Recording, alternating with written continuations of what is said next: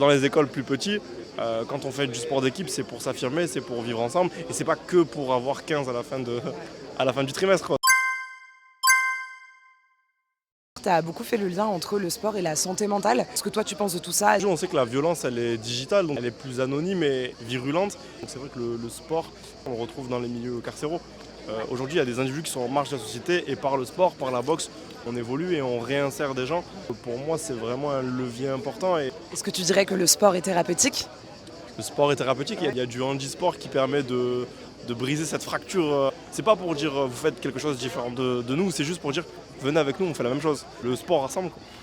Comment est-ce que la boxe a permis de tisser des liens sociaux? Est-ce que c'est à travers l'affrontement, la confrontation? La confrontation directe, elle génère forcément le respect parce que une fois qu'on a mis tout ça de côté, il y a que le respect qui reste. Comment est-ce que la boxe permet de lutter contre les stéréotypes de genre? Dans un club de boxe, il y a des garçons et des filles et les filles aussi s'affirment et parfois les filles sont meilleures que les garçons et donc tout est gommé, on n'a plus ce rapport de genre qui existe. Est-ce que ça t'a permis de t'affirmer, même dans des projets qui n'ont plus rien à voir avec le sport?